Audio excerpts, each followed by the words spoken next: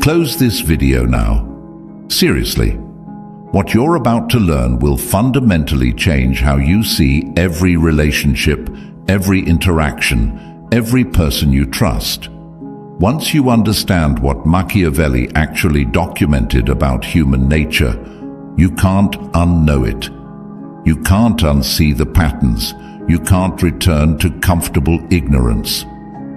In 1513, a disgraced diplomat sat in exile and wrote observations about human behavior so disturbing that the Catholic Church banned his work for 200 years. Not because what he wrote was false, but because it was too true. Because once people understood these patterns, they could no longer be controlled through the same mechanisms.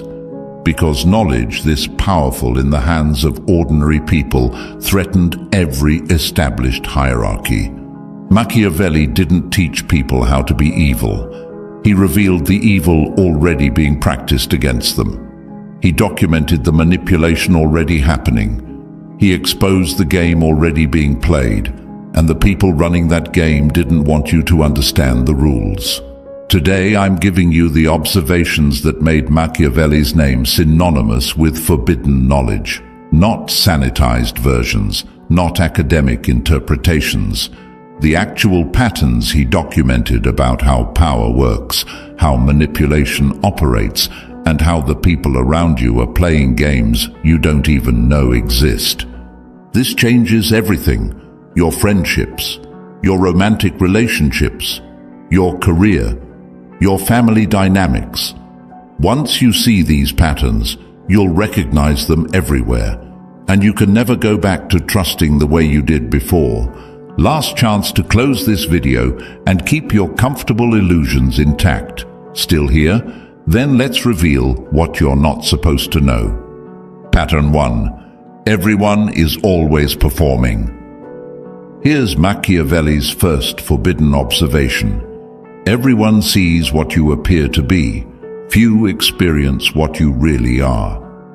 Translation. Every person you interact with is performing a version of themselves strategically crafted for social consumption. The person you think you know is a carefully constructed presentation, not their actual self. This isn't occasional dishonesty. This is constant, universal performance that operates beneath conscious awareness. Your best friend is performing friendship while managing their actual interests and calculations. Your romantic partner is performing love while maintaining strategic options and boundaries. Your colleagues are performing cooperation while positioning for advantage. The performance isn't necessarily malicious. It's adaptive human behavior. We learn early that showing our complete authentic selves leads to social punishment, so we craft personas that get us what we need while protecting our vulnerabilities. But the result is that you never actually know anyone fully, and no one actually knows you. Watch your own behavior honestly. You act differently with your boss than with your friends. You present differently on first dates than after months of relationship. You show certain parts of yourself to family and hide others. You manage how others perceive you constantly. This is performance. Everyone else is doing the same thing. The friendly colleague has calculations beneath the friendliness. The loving partner has boundaries beneath the affection. The supportive friend has limits beneath the support. You're never seeing complete authenticity. You're seeing managed presentation designed to achieve social objectives. Machiavelli observed that princes who believed their advisors performed loyalty often found themselves betrayed by those same advisors when circumstances changed. The loyalty was performance serving the advisor's interests until it didn't. Your relationships work the same way. The person who performs friendship today will stop performing it when the performance no longer serves their interests. The person who performs love will stop when their needs shift or better options appear. The person who performs loyalty has already calculated when disloyalty becomes more advantageous. This is uncomfortable because it means you can't fully trust anyone's presentation, but it's liberating because it means you can stop expecting authentic constancy from humans who are fundamentally strategic and adaptive. People will be consistent as long as consistency serves them. When it doesn't, they'll change. Not because they're evil, but because they're human. Your protection is recognizing the performance without being naive about it. Enjoy relationships for what they provide while they last, without expecting them to last forever, based on performed promises. The person performing today may not perform tomorrow, and that's simply how human relationships work. Pattern 2. All loyalty is conditional and temporary.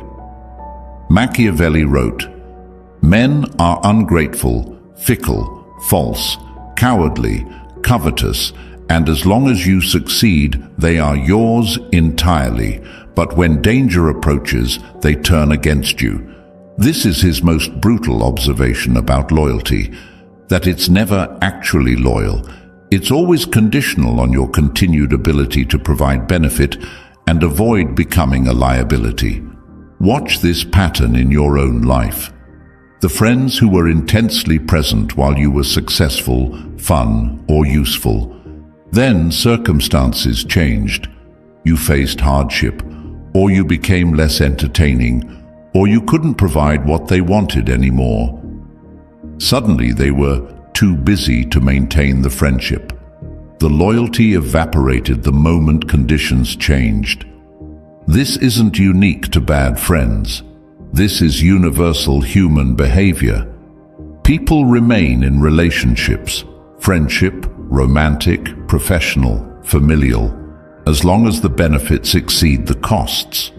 When that calculation shifts, most people shift their loyalty accordingly. Not consciously or maliciously, just naturally as self-interested organisms.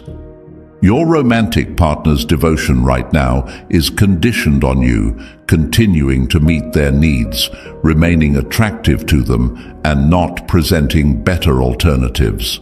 If those conditions change, the devotion changes. This sounds cynical until you examine your own behavior and realize you operate the same way. The loyalty people show you isn't about you. It's about what you provide to them. Status, entertainment, emotional support, practical benefits, sexual access, social connections, financial advantages. As long as you provide sufficient value relative to the costs of maintaining the relationship, loyalty continues. When the math changes, so does the loyalty. Machiavelli documented this, watching political alliances dissolve instantly when circumstances shifted. The ally who swore eternal loyalty yesterday becomes your enemy today, because today your defeat serves their interests better than your success. The mechanism operates identically in personal relationships. People stay loyal as long as your success benefits them and abandon you when your difficulties become their liability. This is why truly unconditional loyalty is so rare. Parents sometimes achieve it with children, and even that's not universal. Most other relationships claiming unconditional loyalty are actually deeply conditional. The conditions just haven't been tested yet. When they are tested, the conditionality reveals itself. Your protection isn't becoming cynical and trusting no one. It's recognizing that loyalty has limits and conditions, even when those limits aren't explicitly acknowledged. Build redundancy in your relationships. Don't make yourself dependent on any single person's loyalty. Provide value to multiple people so that any single person's loyalty shift doesn't devastate you. And most importantly, recognize that when people's loyalty shifts, it's usually not personal. It's strategic adaptation to change circumstances. They're not evil for adapting. they're human. Understanding this prevents the naive devastation that comes from believing loyalty is unconditional and then discovering it isn't. Pattern 3. Victims are more dangerous than obvious threats. Here's where Machiavelli's observations become truly unsettling. He documented that the people who appeared most harmless, who positioned themselves as victims, who seemed weak and wounded, were often the most dangerous because their apparent powerlessness prevented others from defending against them. The person who openly threatens you activates your defenses. You prepare, you protect, you respond. But the person who positions themselves as your victim bypasses your defenses entirely. You feel protective rather than defensive. You lower your guard. You provide access and resources. And that's exactly when they strike. This pattern operates everywhere once you see it. The colleague who constantly plays victim to avoid accountability while accumulating power through sympathy and support. The romantic partner who uses claimed vulnerability to control you through guilt and obligation. The family member whose perpetual crises keep everyone else's resources flowing toward them. The strategic victim gains enormous power while appearing powerless. They can't be criticized without the critic appearing cruel. They can't be held accountable without accusations of victim blaming. They receive resources and support without reciprocal obligations. And they can destroy opponents by framing those opponents as oppressors. Machiavelli observed that political actors who successfully positioned themselves as victims often maneuvered themselves into power, while those who appeared strong became targets. The same dynamic operates in personal and professional contexts. The person everyone sees as victim has protection and advantages that obvious threats don't. Your protection requires distinguishing genuine suffering from strategic victimhood. Genuine victims eventually move toward recovery and don't use their victimization to avoid all accountability or extract unlimited resources. Strategic victims remain perpetually in crisis, use victimhood to avoid accountability, and escalate victim claims when boundaries are set. Watch for people whose victimhood always serves their strategic interests, who are somehow always the innocent party in conflicts, who use claims of victimization to shut down criticism or questioning. These patterns indicate weaponized victimhood rather than genuine suffering. The truly dangerous person is the one you don't perceive as dangerous because they've positioned themselves as harmless victim. Your most significant threat may be the person you're currently feeling most protective toward. Pattern 4. Love is strategic biology, not transcendent connection. Machiavelli didn't write extensively about romantic love, but his observations about human nature reveal uncomfortable truths about it. What you experience as falling in love is neurochemical manipulation designed to get you to bond and reproduce. It's temporary, it impairs judgment, and it's fundamentally strategic rather than transcendent. The intense feeling you call love lasts 6 months to 3 years maximum. Your brain literally cannot maintain that neurochemical state longer. It's metabolically too expensive and would impair your ability to function. So, evolution designed romantic love to be intense enough to create bonding, but temporary enough not to destroy your broader functioning. This means every decision you make based on romantic love, including who to marry, is being made under the influence of a temporary neurochemical state that impairs your judgment about the very question it's being used to answer. You're betting your future on feelings that are guaranteed to change, using judgment that's compromised by those very feelings. When the neurochemistry normalizes, you're left with whoever you chose based on impaired judgment, and you have to figure out if you're actually compatible with them for the decades of partnership that don't involve intense romantic feeling. Most people discover they aren't, which is why divorce rates approach 50% for first marriages and increase for subsequent marriages. The person you think you can't live without right now is the result of dopamine, norepinephrine, and serotonin fluctuations in your brain, creating temporary obsession. In a year or two, when those chemicals normalize, the person will seem less extraordinary, and the relationship will depend on actual compatibility rather than neurochemical intoxication. Machiavelli would recognize this immediately. As humans being controlled by biological imperatives, they mistake for transcendent experiences. You think you're making a choice based on profound connection. You're actually responding to ancient biological programming designed to propagate genes without regard for your long-term happiness or compatibility. Your protection is recognizing that romantic love is the worst possible criterion for choosing a life partner because it's temporary and impairs judgment. Evaluate potential partners for actual compatibility, financial values, life goals, communication styles, lifestyle preferences, while recognizing that romantic feeling is temporary intoxication rather than reliable guide to relationship viability. Build relationships on compatible partnership rather than intense feeling. The feeling will fade regardless. Compatible partnership can last decades if chosen wisely, when judgment is clear rather than during neurochemical intoxication. Pattern 5. Every relationship is power negotiation.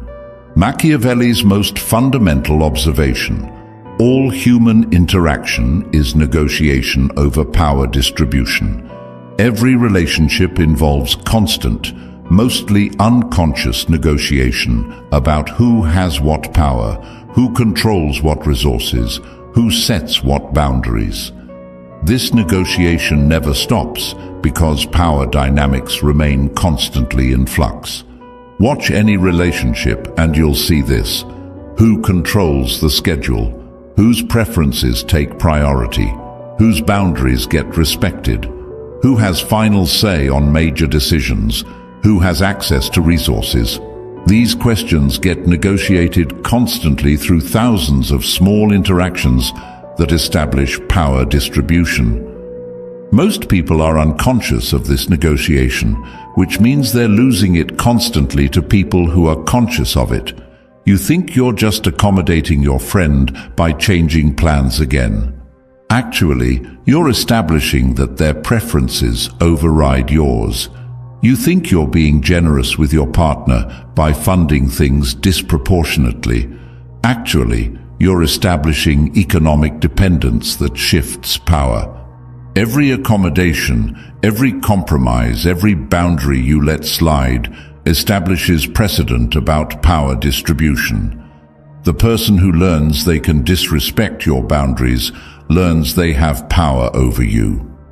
The person who learns you'll always accommodate their preferences learns they control the relationship. The person who learns they can extract resources without reciprocation learns they're the beneficiary of unequal exchange. These power distributions, once established, become increasingly difficult to renegotiate. The person who's established they can cancel on you last minute won't easily accept you setting firmer boundaries. The person who's established they can treat you poorly won't easily accept you demanding respect. You've trained them through past accommodation that your boundaries are negotiable. Machiavelli observed that princes who failed to establish and maintain power found themselves controlled by those they thought they controlled. Your relationships work identically. If you're not consciously establishing boundaries and maintaining them, you're unconsciously surrendering power to others who may or may not use it benevolently. Your protection is recognizing that every interaction involves power negotiation, whether you acknowledge it or not. The person who's conscious of this negotiation can participate strategically. The person who's unconscious of it participates anyway, but loses consistently because they're unaware of what's being negotiated. Set boundaries early. Enforce them consistently. Recognize when someone is testing boundaries and respond firmly. Maintain reciprocity in resource exchange. Don't accommodate so much that you establish you have no limits. Conscious power negotiation protects you from unconscious power surrender. Pattern 6. Your beliefs are managed by others' interests. Machiavelli observed that successful rulers controlled what their subjects believed more than what their subjects did. Control belief and behavior follows automatically. This pattern operates today with sophistication that would astound Machiavelli, but follows principles he documented perfectly. The beliefs you hold about politics, morality, relationships, success, happiness, most weren't developed through independent examination. They were installed by people and institutions whose interests those beliefs serve. Your values feel authentic, but were shaped by exposure to narratives designed to make you think, feel, and behave in ways beneficial to others. This isn't conspiracy theory. It's basic social engineering that operates openly once you learn to see it. Media narratives shape political beliefs in ways that serve specific interests. Educational systems instill values that create compliant workers and consumers. Social norms enforce behaviors that maintain existing power structures. Marketing creates desires that fuel economic activity. You believe you've independently concluded certain things. Actually, you've been exposed to carefully crafted information and narratives designed to lead you toward predetermined conclusions. The beliefs feel like yours because the process of installation was subtle enough not to trigger resistance. Watch this operate in real time. An issue emerges. Within days, you've been exposed to dozens of narratives, all pointing toward similar conclusions, despite appearing to come from independent sources. The consensus feels organic, but was manufactured through coordinated narrative deployment. You adopt views that feel like independent judgment, but actually reflect successful narrative management. Machiavelli would recognize this immediately as sophisticated application of principles he documented. The ruler who controlled subjects' beliefs controlled their behavior without requiring force. Modern systems have perfected this, controlling beliefs through narrative saturation, social pressure, and algorithmic information filtering that ensures you're primarily exposed to views that serve specific interests. Your protection requires recognizing that your beliefs have been shaped by others' interests and actively working to identify those interests and their mechanisms. Question beliefs that conveniently serve powerful interests. Seek information from sources that aren't algorithmically filtered to confirm your existing views. Recognize that consensus often reflects successful narrative management rather than truth. This doesn't mean becoming paranoid or rejecting all beliefs. It means holding beliefs more lightly, recognizing they were shaped through social processes designed to serve interests that may not be yours, and remaining open to revising beliefs when you recognize their origin or service. The integration, living with forbidden knowledge. Now you understand patterns you can't unsee. Everyone performs constantly. All loyalty is conditional. Victims may be your greatest threats. Love is temporary neurochemistry. Every interaction negotiates power. Your beliefs were installed by others' interests. This knowledge is dangerous because it strips away comfortable illusions that make social life bearable. You can't trust the way you did before. You can't believe in unconditional loyalty. You can't assume people's presentations reflect their authentic selves. You can't make major decisions based on romantic feeling. You can't unconsciously surrender power in relationships.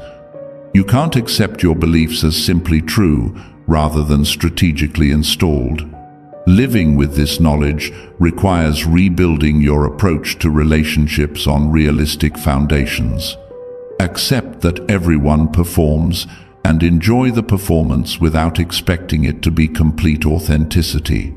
Build relationships on mutual benefit that serves both parties rather than expecting unconditional loyalty.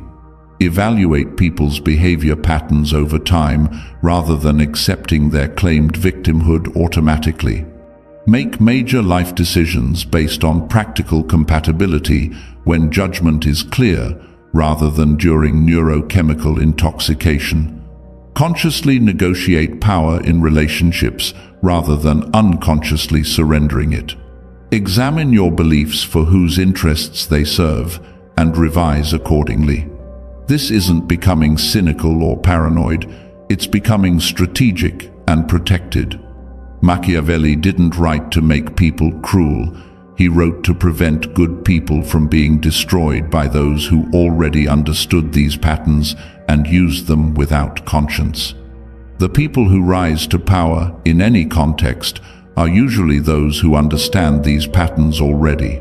They know everyone performs, they exploit conditional loyalty, they weaponize victimhood when useful, they don't let love impair important decisions, they negotiate power consciously, and they shape others' beliefs strategically. Your choice is whether to remain naive and be controlled by these patterns or understand them and participate consciously. Naivete doesn't protect you from manipulation, it ensures you'll be manipulated by those who understand what you don't. The final warning. You can't unwatch this. You'll recognize these patterns everywhere now, in every relationship, in every interaction, in every institution. You'll see the performance beneath presentations. You'll notice loyalty evaporating when conditions change. You'll identify strategic victimhood. You'll recognize neurochemical intoxication being mistaken for profound connection. You'll observe power negotiations operating constantly. You'll catch narrative management attempting to shape your beliefs. Some days, you'll wish you could return to comfortable ignorance. You can't. The patterns are too obvious now. The manipulation is too visible. The games are too apparent. But you're also protected in ways you weren't before. You can't be manipulated as easily through mechanisms you now recognize. You can't be betrayed as devastatingly because you don't expect unconditional loyalty. You can't be controlled through performed presentations because you see through the performance. You won't make catastrophic decisions based on temporary neurochemistry. You won't unconsciously surrender power. You won't accept managed beliefs uncritically. Machiavelli paid the price for documenting these patterns: exile, poverty, and having his name become synonymous with evil, for revealing truths that threatened existing power structures. But his observations survive because they describe reality with uncomfortable accuracy. You now have knowledge that's been forbidden, suppressed, and distorted for 500 years. What you do with it determines whether it becomes curse or protection. Use it to manipulate others, and you become what Machiavelli has been falsely accused of teaching. Use it to protect yourself while treating others fairly, and you become what Machiavelli actually was, someone who sees reality clearly and navigates it successfully without becoming its victim. The choice is yours. The patterns won't change. Your awareness of them has changed permanently. Welcome to reality without comfortable illusions.